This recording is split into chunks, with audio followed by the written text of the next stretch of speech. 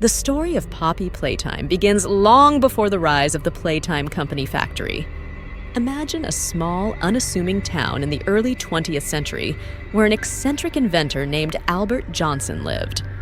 Albert was fascinated by the concept of creating lifelike toys that could bring joy and companionship to children. He was known for his groundbreaking work in robotics and artificial intelligence, areas far ahead of his time.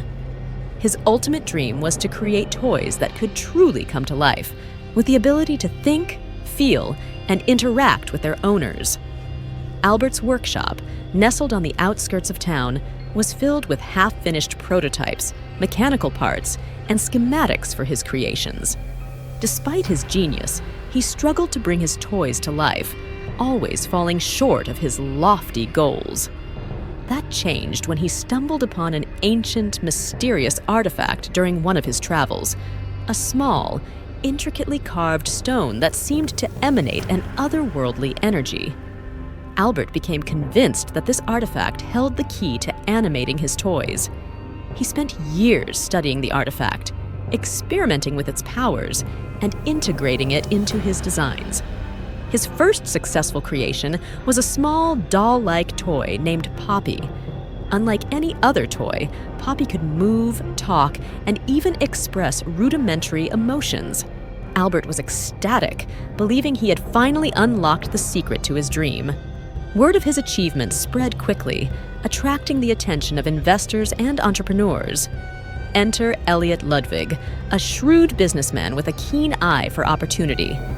He approached Albert with a proposition to commercialize his creations and build a toy empire. Initially reluctant, Albert was persuaded by Ludwig's promises of unlimited resources and a chance to bring joy to children worldwide. Together, they founded Playtime Company, with Albert as the chief inventor and Ludwig handling the business side. The factory was built on a grand scale, equipped with the latest technology and staffed by some of the brightest minds of the time. Under Albert's direction, they produced a line of toys that quickly became a sensation. Each toy was infused with a small piece of the mysterious artifact, granting them lifelike qualities that amazed children and adults alike. Playtime Company grew into a household name, synonymous with innovation and wonder. However, as the company expanded, so did the ambitions of Elliot Ludwig. He saw potential beyond mere toys, an opportunity to revolutionize industries, from entertainment to security, using Albert's technology. This shift in focus led to a series of ethical dilemmas and questionable experiments. Ludwig pushed for more advanced, complex creations, often bypassing safety protocols in his quest for progress. Albert grew increasingly uneasy with the direction the company was taking. His creations were becoming less about bringing joy and more about pushing the boundaries of what was possible, often at the expense of safety and morality. His concerns reached a breaking point when Ludwig proposed integrating military applications into their designs. Horrified by the idea of his beloved toys being used for violence, Albert attempted to shut down the project. A heated confrontation ensued, resulting in Albert being ousted from his own company. Devastated and disillusioned, he disappeared, leaving behind his life's work.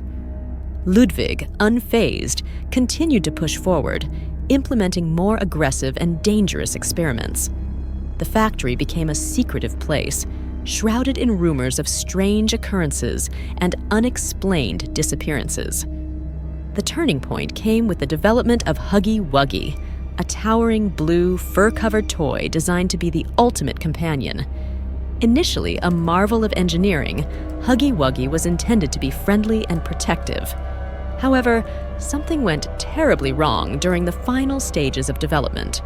The mysterious artifact, which had always been a source of both wonder and unease, seemed to react violently to the new design.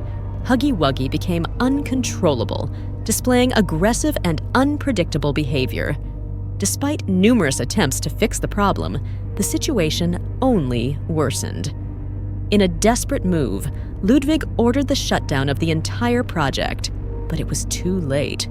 Huggy Wuggy broke free, leading to a catastrophic incident that resulted in the closure of the factory and the disappearance of its staff.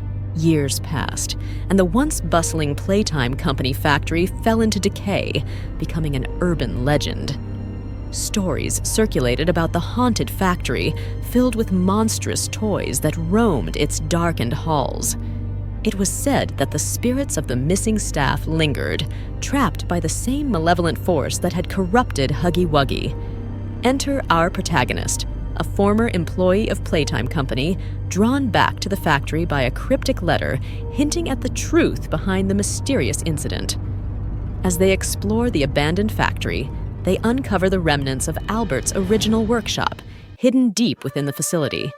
There, they find journals and blueprints detailing Albert's discoveries and his fears about the artifact's true nature. Albert's writings reveal a chilling possibility. The artifact was not merely a source of power, but a conduit for something far more sinister. It had a consciousness, an ancient and malevolent entity that sought to escape its confines by merging with the toys. This entity, once awakened, had gradually taken control, corrupting the creations and turning them against their makers. Realizing the gravity of the situation, the protagonist sets out to contain the malevolent force and put an end to the nightmare that Playtime Company had become. Along the way, they encounter various sentient toys, each with their own tragic backstory and connection to the artifact. These encounters shed light on the true extent of Ludwig's experiments and the ethical compromises that led to the factory's downfall. In a climactic confrontation, the protagonist faces Huggy Wuggy, now fully possessed by the ancient entity. Using the knowledge gleaned from Albert's journals and the remnants of the artifact, they manage to sever the connection and banish the entity back to its otherworldly realm. The factory, now free from the malevolent influence, begins to crumble, symbolizing the end of an era. As they escape the collapsing factory, the protagonist reflects on the legacy of Playtime Company and the tragic consequences of unchecked ambition.